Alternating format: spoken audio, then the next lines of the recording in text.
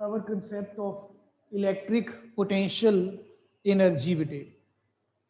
Electric potential energy beta basically deals with the total energy of the system of the charges when they are arranged in some particular pattern or some way beta.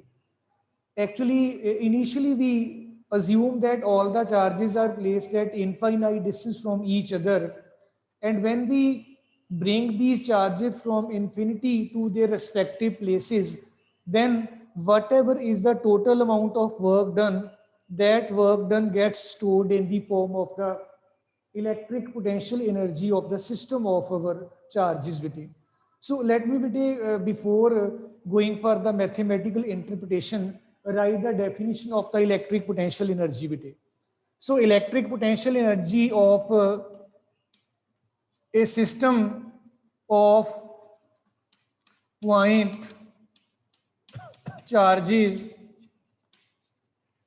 is defined as beta is defined as the total work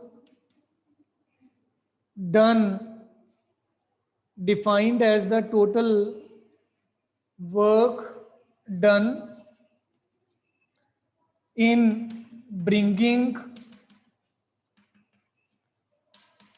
these charges from infinity to their respective places, to their respective positions और places बेटे. तो मैंने positions word लिख लिया है बेटा. जितने भी आपके पास बेटे चार्जेस हैं किसी सिस्टम को कंप्राइज करते हुए, उन चार्जेस को हम सबसे पहले बेटे इनफाइनाइट डिस्टेंस पे अज्यूम कर लेते हैं कि they are all at infinite distance from each other. And when we place these charges one by one to their respective places, we have to perform some work.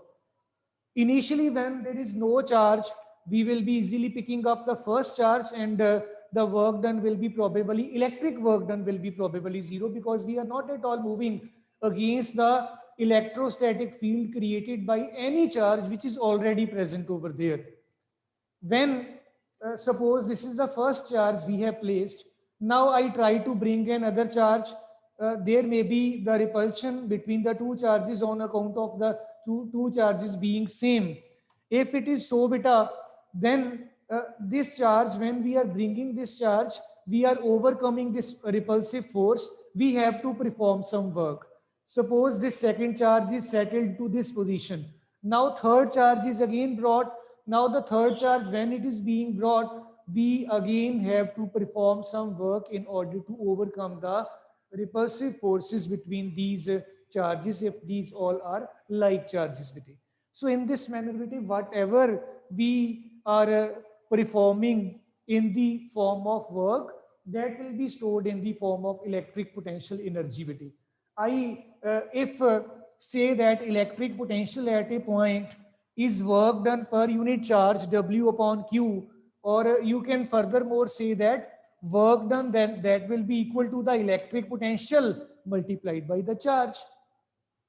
Suppose you intend to calculate the electric potential energy of the two charges with it, then due to the very first charge, we will be calculating the electric potential at the observation point.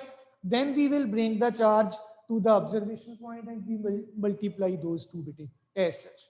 So this work done, this is stored in the form of electric potential energy of the system of the charges bit. Again, this is the electric potential at the point where we are placing the charge Q, and this electric potential V is due to the initial charge present, if any beta. Now beta, let me take you to the analytical or mathematical detail for this particular concept beta. Potential energy of a system of 2-point charges beta हम कैसे workout करेंगे. Potential energy of a system of 2-point charges beta.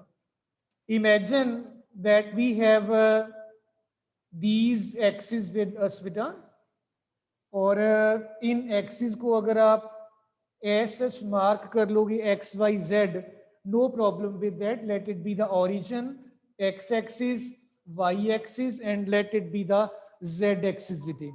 और further more बेटे imagine कर लीजिए यहाँ पे आपका पॉइंट ए है, ये पॉइंट बी है। आप इन दो पॉइंट्स पे बेटे जो चार्जेस हैं इनको प्लेस करना चाहते हैं। ए पॉइंट पे पहले कोई भी चार्ज नहीं है। Suppose you bring in a charge Q1 from infinity to this particular point. अब आप क्योंकि किसी भी इलेक्ट्रिक फील्ड के अगेंस्ट मूव नहीं कर रहे हो, आपका कोई चार्ज ऑलरेडी प्रेजेंट नहीं है, तो इसलिए बेटे हम कहेंगे कि इस चार्ज को लेके आने के लिए इलेक्ट्रोस्टैटिक वर्क डन कोई भी नहीं है। And when we place it at point A, you can well imagine that the position vector of this must be R1 bete. Now you have placed the charge Q1 at point A successfully bete. Then bete what we can do is that we can bring in another point charge up to the point B. But before that, बड़े ध्यान से देखिएगा, अगर B point मेरा जो है इसका मैंने बेटे पोजीशन वेक्टर बोल दिया है R2 वेक्टर, अभी मैं चार्ज नहीं लेके आया हूं, मैंने इसका पोजीशन वेक्टर R2 बोल दिया है, और ये आपके पास जो है this is R2 vector minus R1 vector. मैं B पॉइंट पे इस चार्ज की वजह से इलेक्ट्रिक पोटेंशियल निकाल लूंगा, और वो जो पोटेंशियल होगा that will B 1/4 pi epsilon naught Q1 upon this is बेटे यूर R2 माइनस R1, ये वेक्टर का मैग्नीट्यूड आ जाएगा। तो ये बेटे हम इस तरीके से इलेक्ट्रिक पोटेंशियल निकाल लेते हैं। अब आप क्या करोगे, ये V निकल गया अब आपके पास बेटे। अब आपने चार्ज Q2 जो है मान लीजिए यहाँ इंफिनिटी पे पड़ा है, इसको आप लेके आ रहे हो ये B पॉइंट पे। जब आप इसको B पॉइंट पे लेके आओगे, आपको इस चार्ज के पोटेंशियल और फील्ड और इलेक्ट्रिक फोर्स कोई भी आप समझ लो, इनके अगेंस्ट मूव करना पड़ेगा और आपको वर्क जो है परफॉर्म करना पड़ेगा। सो वो जो वर्क डन होगा that will be equal to V into Q2 हो जाएगा बेटा, और आप यहाँ पे V की वैल्यू सब्स्टिट्यूट कर दीजिए। It will be equal to 1/4 pi epsilon naught, this is Q1 Q2 upon R2 vector minus R1 vector magnitude बेटा। सो इन दिस मैनर बेटे हम अपने जो सिस्टम ऑफ 2 पॉइंट चार्जेस हैं इनकी वजह से इलेक्ट्रोस्टैटिक पोटेंशियल एनर्जी जो है वर्कआउट कर सकते हैं।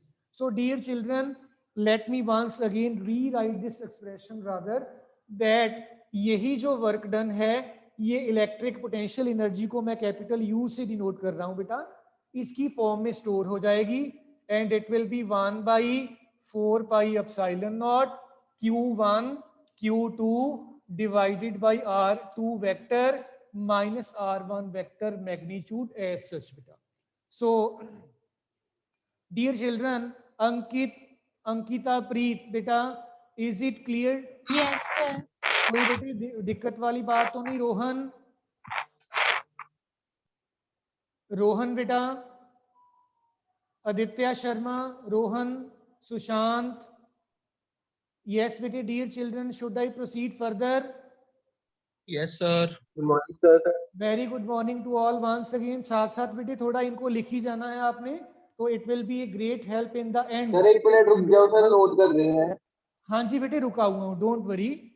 इसके बाद बेटे मेरे पास आ जाती है बात 3 चार्जेस की वजह से जो पोटेंशियल एनर्जी है, सिस्टम ऑफ 3 चार्जेस। 2 वाला आपने कंप्लीट किया, मैं रिपीट कर दूं, अगर 2 वाले में आपने पहला चार्ज इंफिनिटी से लेके आए, आपको इलेक्ट्रोस्टैटिक फोर्स के अगेंस्ट कोई वर्क नहीं करना पड़ा क्योंकि कोई चार्ज इनिशियली था ही नहीं। आपने इसको प्लेस किया यहाँ पे, फिर आप Q2 को लेके आए हो। जब आप Q2 को लेके आ रहे हो तो इसके इलेक्ट्रिक फील्ड के अगेंस्ट आपको मूव करना पड़ रहा है, आपको वर्क करना पड़ रहा है। वही वर्क डन आपका ये देखिए एनर्जी की फॉर्म में स्टोर हो जाएगा।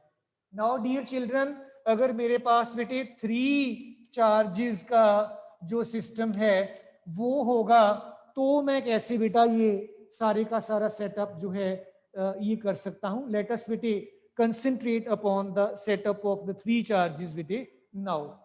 इस केस में जब आप 3 चार्जेस की बात करते हो, इमेजिन कर लीजिए ये आपके पास आपके एक्सिस हैं, origin, z axis, let x axis, let it be y axis. आपके पास पहले कोई भी चार्ज नहीं है, आप q1 चार्ज को इन्फिनिटी से रैंडमली किसी भी पाथ के अलोंग ले आए हो, एंड इमेजिन कर लीजिए ये वाला पोजीशन वेक्टर जो है ए पॉइंट पे आप q1 को लेके आए हो, late it B r1 vector. जब आप बेटे q1 चार्ज को लेके आ रहे हो बिकॉज आप बेटे किसी भी चार्ज के अगेंस्ट मूव नहीं कर रहे हैं, आपका इस केस में वर्क डन जो है दैट विल स्टे 0. देन आपने इमेजिन कर लीजिए बेटा जैसे अब ये आपका चार्ज ए पॉइंट पे पड़ा है q1, आप बेटे एक और चार्ज लेके आओगे, इमेजिन कर लीजिए this is again at infinity, और आप इसको ये पॉइंट बी पॉइंट मान लीजिए. q2 चार्ज है आपका, आप इसको बी पॉइंट पे शिफ्ट करके लेके आए हो, और आपके बी पॉइंट का जो पोजीशन वेक्टर है late it B r2 vector. और ये वाला जो डिस्टेंस अब आपके पास आ जाएगा, यू कैन वेल इमेजिन ये डिस्टेंस आपका बेटे r2 vector minus r1 vector होगा. ये ट्रायंगल का क्लोजिंग साइड और ये बाकी की दो sides. So that is why this side is equal to this minus this बेटे. अब आपको इसको चार्ज को लेके आने में वर्क करना पड़ रहा था, और कितना वर्क कर रहे हो, लेट मी राइट दैट बेटा, फिर मैं इनको ऐड कर दूंगा और हमारे पास टोटल इलेक्ट्रोस्टैटिक पोटेंशियल एनर्जी बच्चों निकल आएगी. अब देखिए जब आप इसको लेके आए थे उस केस में वर्क डन को मैं अगर बोल दूं दैट इज 0. सेकेंड केस में आपको W डैश बोल दूं मैं, यहाँ पे लेके आए हो आप, तो ये वर्क डन बन जाएगा बेटे potential at this point and multiplied by the charge we are bringing in. तो ये आपके पास W डैश बन गया 1/4 pi epsilon naught q1 by r2 vector minus r1 vector magnitude multiplied by q2 आ गया बेटा. तो तीसरी सिचुएशन है, आप एक और चार्ज लेके आ रहे हो, इमेजिन कर लीजिए ये आपका q3 चार्ज है, इन्फिनिटी पे पड़ा है, आप इसको मान लो यहाँ पे ले आए.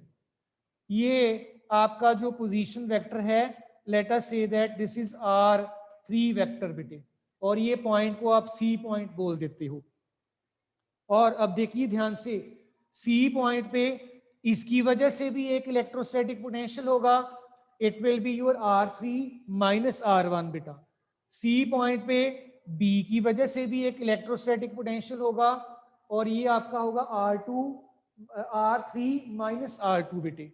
तो ये आपके पास दोनों, ये वाला वेक्टर मैं मार्क कर देता हूं, this is r3 minus r2, और ये वाला जो है ये वाला मैं कॉम्प्लिकेट नहीं करूंगा डायग्राम में, फिर आपका कॉम्प्लिकेसी बढ़ जाएगा, मैं लिख देता हूं इधर साथ ही साथ. तो इस केस में जब आप C पॉइंट पे लेके आ रहे हो, आपका टोटल वर्क डन कितना है, potential at point C multiplied by the charge you are bringing in. C point पे पोटेंशियल कितना है, दो चार्जेस की वजह से है, एक आपका q1 एक आपका q2. आइए इस पोटेंशियल को पहले मैं लिखूं. So I will be having that work done W dash double dash this is equal to 1/4 pi epsilon naught q1 upon r2 नहीं r3 minus r1 vector mod. ये बेटे पोटेंशियल बन गया इस पॉइंट पे q1 चार्ज की वजह से. Then plus 1/4 pi epsilon naught, this is बेटे your q2 upon, let me rub this part over here, it will be बेटे योर r3 वेक्टर माइनस बेटे r2 vector mod as such. ये बेटे आपके पास बना पोटेंशियल, जो मैं ये बात कर रहा था. मैं रिपीट करूं अगर बेटे फिर से, C पॉइंट पे एक आपका q1 की वजह से पोटेंशियल होगा, एक आपका q2 की वजह से भी पोटेंशियल होगा, ये दोनों टर्म्स मैंने लिखी हैं बेटे. और पोटेंशियल स्केलर क्वांटिटी है, that is why directly add कर दिया, मैं वेक्टर एडिशन नहीं कर रहा, Q3 मल्टीप्लाई कर दिया इसके साथ।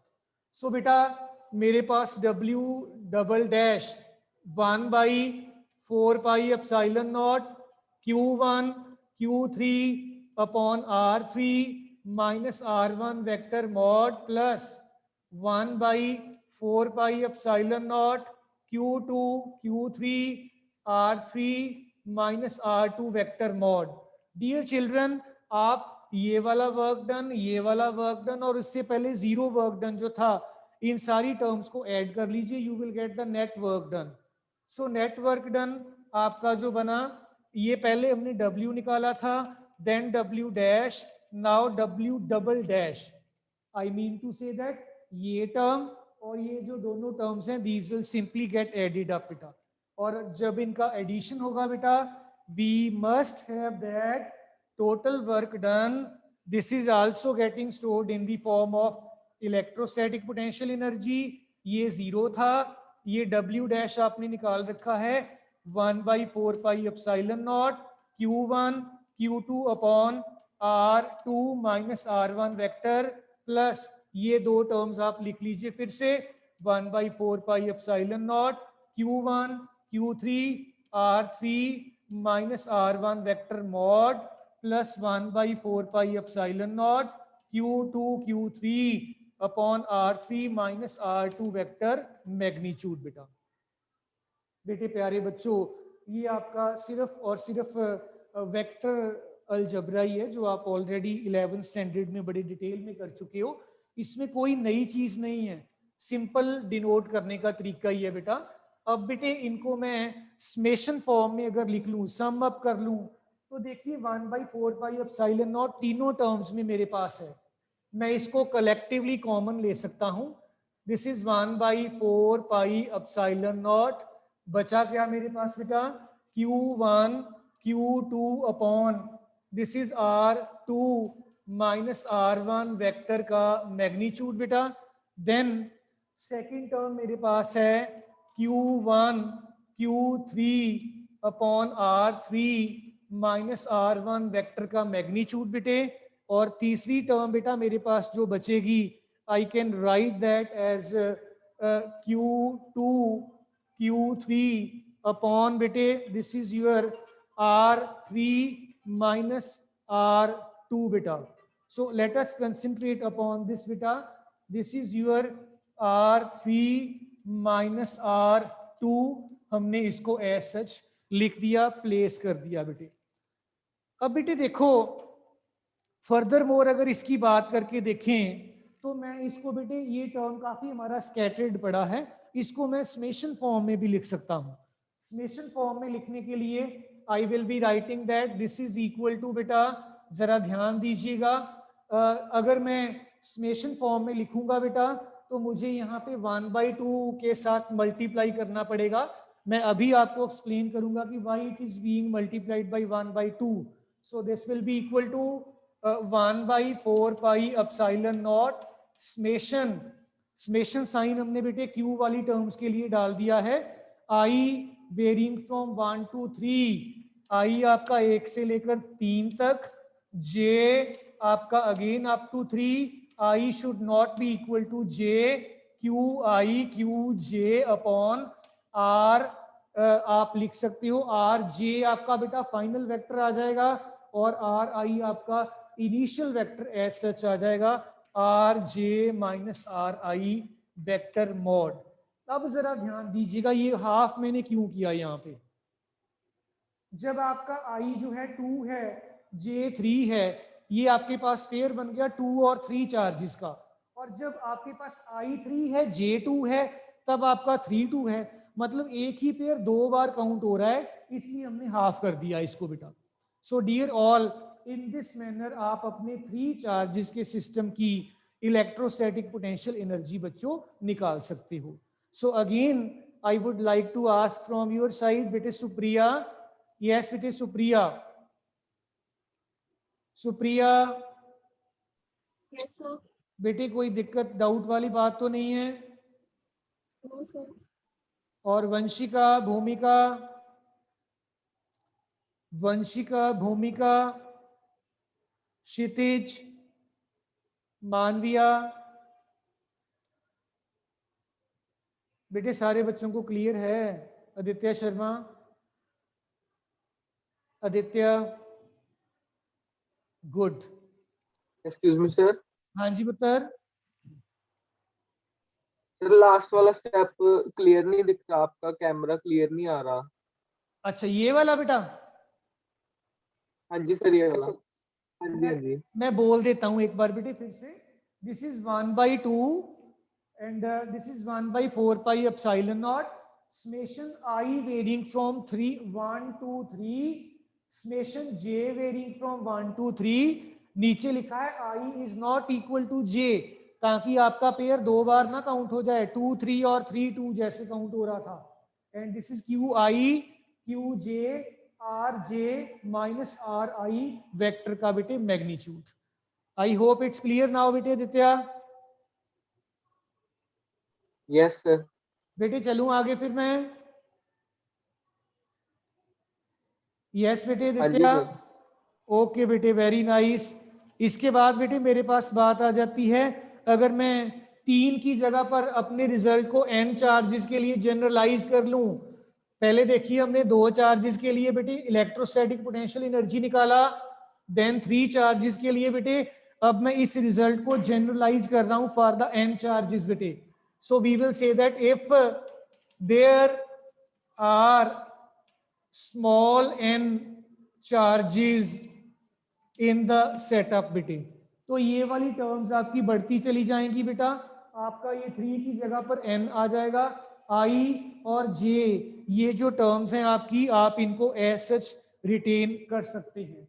सो डियर ऑल, आपका electrostatic potential energy this will be then 1/2, मैं कोई चेंज नहीं और कर रहा हूं, 1/4 pi epsilon not summation as such I varying from 1 to, यहाँ पे 3 था, अब आपके पास 3 चार्जेस नहीं n चार्जेस हैं, I am writing n summation j varying from 1 to n once again and I is not equal to j, this is qi qj divided by rj minus ri vector magnitude as such बेटे। सो I hope कि चीजें बिल्कुल अब आपको clear हो गई होंगी, क्योंकि हमने अब कुछ चेंज नहीं किया, सिर्फ नंबर ऑफ चार्जेस जो हैं सिस्टम में उनका हमने वेरिएशन किया है। पहले 3 थे, फिर अब हमने उनको n बोल दिया है। तो ये फॉर्मूला आपने हमेशा बेटा जो है इसको अपने माइंड में रखना है। आपको पता है कि 1/2 टर्म जो है ये हमारी सिर्फ और सिर्फ हमारे जो सेटअप में नंबर ऑफ चार्जेस जो हैं या पेयर्स जो हैं उनका कहीं रेपिटेशन ना हो जाए, उसके लिए बेटे ये टर्म को हमने ऐड कर रखा है। सो इन दिस मैनर हम बेटे अपनी इलेक्ट्रोस्टैटिक पोटेंशियल एनर्जी की बात बेटे कर सकते हैं। So dear may I hope कि चलूं आगे मैं, क्लियर है सबको पुत्र? आदित्य बेटा, अंकिता, प्रीत, रोहन, भारद्वाज, सुशांत, क्षितिज। Yes, sir. चलिए बेटे फिर आगे चलते हैं। इसके बाद बेटे मेरे पास आ जाता है कंसेप्ट की, जो आपका कंडक्टर है जब हम इसको इलेक्ट्रिक फील्ड में रख देंगे तो वो कैसे बिहेव करेगा। आप हेडिंग लिख सकते हो, dear all, behaviour of a conductor in an electrostatic field बेटे। Behaviour of a conductor, behavior of a conductor in an electrostatic field बेटे।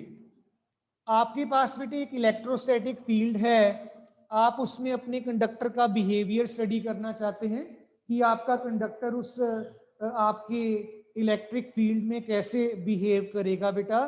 तो सबसे पहले बेटे हम नेट इलेक्ट्रिक फील्ड की इंटेंसिटी की बात करेंगे। फर्स्ट पॉइंट इज बेटा नेट इलेक्ट्रिक फील्ड जो है, net electric field inside the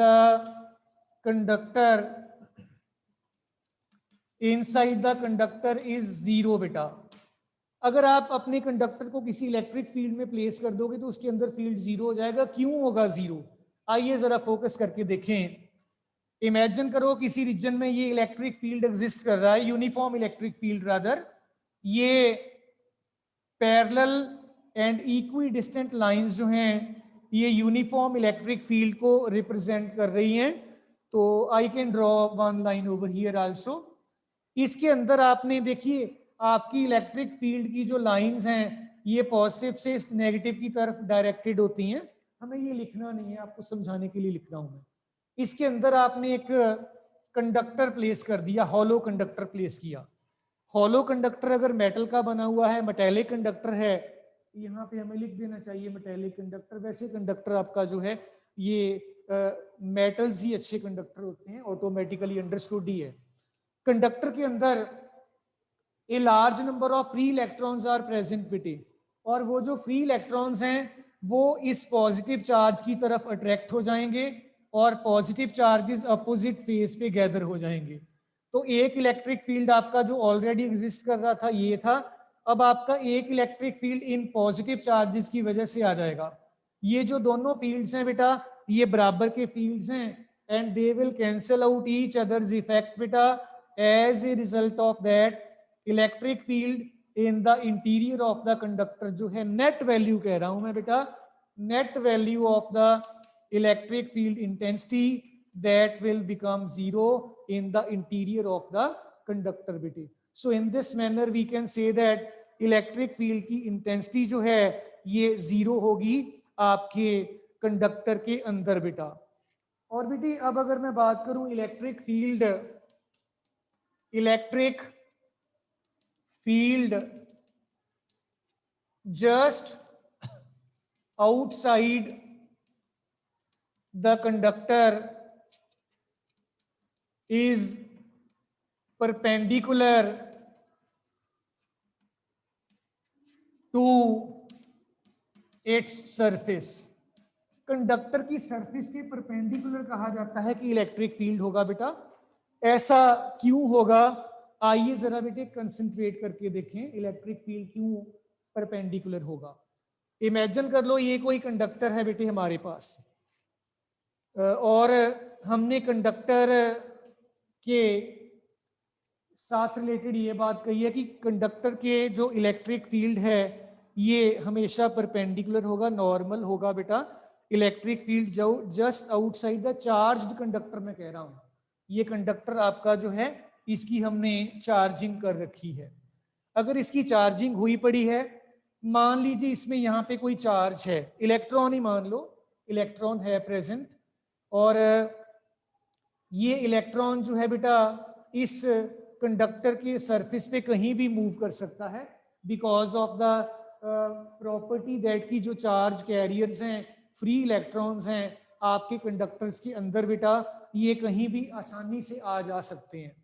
ये मान लीजिए हमारे पास चार्ज था, ये चार्ज इस तरफ बेटे मूव कर सकता है। इट विल मीन दैट कि चार्ज का मोशन ऐसे हो सकता है। अगर चार्ज मूव करेगा तो ये बेटे कोई भी चार्ज तब मूव करता है जब इसके ऊपर बेटे कोई इलेक्ट्रोस्टैटिक फोर्स एक्ट कर रही होती है, या आपके इस चार्ज के ऊपर कोई इलेक्ट्रिक फील्ड एक्ट कर रहा होता है, तभी ये मूव करता है। तो इसने आपके ये सरफेस के साथ बेटे ये देख लीजिए थीटा एंगल बना रखा है। यहाँ पे आप इसके दो कंपोनेंट्स में स्प्लिट कर सकते हो। आप इसको एक कंपोनेंट ये आ जाएगा, एक ये आ जाएगा।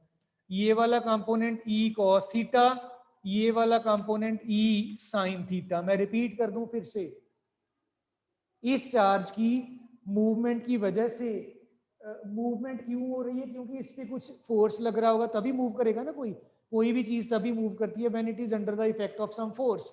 और अगर ये charge body, it must be under the effect of some field also. Field ने इस सरफेस के साथ थीटा एंगल बना रखा है, ये हमने अज्यूम किया। ई को कंपोनेंट्स में हमने स्प्लिट कर लिया बेटा। अब ध्यान दीजिएगा, फोर्स आपका जो होता है ये Q इंटू ई के बराबर होता है। अब अगर आपके इस चार्ज पे फोर्स लग रहा होगा, इट विल मीन दैट कि चार्ज मूव करेगा।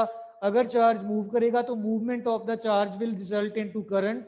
आप अगर टच करोगे तो करंट लगेगा।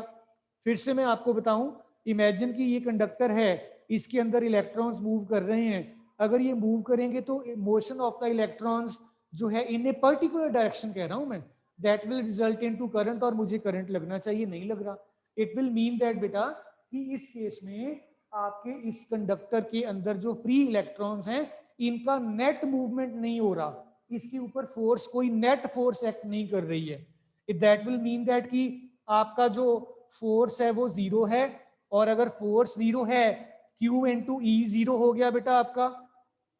और थोड़ा सा ध्यान दीजिएगा, अगर मैं रिलेट करूं इन चीजों को वर्क डन के साथ, वर्क डन आपका W जो होता है बेटा F डॉट डी एल कह लो, डी एल आपने मान लीजिए इतना डिस्टेंस डी एल है, F को आपने बोल दिया बेटा Q not into E dot D L कह दीजिए। So this is the net work done in this case. अगर बेटे फोर्स नहीं है तो वर्क डन भी नहीं है। It will mean that Q आपका टेस्ट चार्ज था, इसको मैंने Q लिया, E D L cos theta zero होगा, ना तो चार्ज का मैग्नीट्यूड जीरो है, ना फील्ड जीरो है, ना डी एल जीरो है। It will mean that cos theta zero होना चाहिए, थीटा आपका 90 डिग्री होना चाहिए। तो अगर 90 है तो you can say that electric field E जो है this is normal to the surface बेटे। सो इन दिस मैनर बेटे हम ये कह सकते हैं किसी भी चार्ज्ड कंडक्टर की अगर बात करें तो उसकी सरफेस पे जो इलेक्ट्रिक फील्ड है वो नॉर्मल होता है। सो तीसरी प्रॉपर्टी बेटे मेरे पास है net charge in the interior of the conductor जो है दैट इज बेटे equal to zero. Net charge in the interior of the conductor is equal to बेटा जीरो। तीसरी प्रॉपर्टी है Q net in the interior of the conductor this is zero. कैसे हम कह सकते हैं बेटे, गॉस थ्योरम आपने किया था that E vector dot D S vector Q by epsilon not होता है। अब बेटे E को तो आपने जीरो कह दिया, कंडक्टर के अंदर जीरो होता है, तो that will obviously mean that कि चार्ज भी इनसाइड द कंडक्टर जो होगा दैट विल बी बेटे जीरो। चौथी बात यह है कि अगर चार्ज बेटे आपके कंडक्टर के अंदर नहीं है तो है कहाँ, it is on the surface of the charge carrying conductor बेटे। जो चार्ज है, charge resides on the surface of the conductor. बड़ी सिंपल सी बात है बेटा। अब देखो चार्ज तो अंदर अंदर तो चार्ज है नहीं कंडक्टर के, फिर होगा कहाँ पे, it must be present along with the boundary और the outer surface of the conductor, that's what we have said. एक लास्ट प्रॉपर्टी है, I will take few seconds, उसमें आप कह देते हैं बेटा कि आपका जो इलेक्ट्रिक कंडक्टर है बेटा, इस कंडक्टर के अंदर इलेक्ट्रिक पोटेंशियल कांस्टेंट रहता है। पांचवी प्रॉपर्टी है, ये आपने बेटे फील्ड लगाया था ना ये वाला, इसके अंदर ये कंडक्टर था, कंडक्टर के अंदर आपका इलेक्ट्रिक फील्ड जीरो था। आइए मैं कल एक आपको प्रॉपर्टी करके बताया था, E is equal to minus dV by dr, electric field is equal to negative of the potential gradient. अब फील्ड तो पुत्र जीरो है इसके अंदर, इट विल मीन दैट कि dV बाई dr भी जीरो हो जाना चाहिए। dr को इस तरफ ले जाइए, dV is equal to zero होना चाहिए। आप इसको इंटीग्रेट कर दीजिए, इंटीग्रल dV ये फिर कांस्टेंट हो जाना चाहिए बेटा। So we will say that V जो है इट विल बी बेटा कांस्टेंट। इसका मतलब है इसके अंदर पोटेंशियल कांस्टेंट है। मैं सारी प्रॉपर्टीज को सम अप कर दूं, कंडक्टर के अंदर फील्ड जीरो है, कंडक्टर के अंदर चार्ज जीरो है, कंडक्टर के चार्ज सरफेस पे लाई करता है, इसके सरफेस पे इलेक्ट्रिक फील्ड नॉर्मल होता है, और पांचवी प्रॉपर्टी इसके अंदर पोटेंशियल आपका कांस्टेंट है। सो बेटा इसके साथ ही आई थिंक हमारा टाइम भी हो रहा है अब, तो मैं बेटे आपसे यही पूछूंगा कि अगर किसी भी स्टूडेंट को कोई प्रॉब्लम है तो बता दीजिए। I can repeat that, I have few seconds with me, otherwise may I leave बेटा देन। यस बेटा आदित्य शर्मा बेटा, इज एवरीथिंग क्लियर पुत्र? Yes, sir. Should I leave then बेटा? हाँ जी बेटे। सर आपकी मर्जी। अच्छा मर्जी, चलो ओके ओके बेटे okay well. So time is up, bete. That's why I'm leaving. Thumbs up from my side to you all. Have a nice day.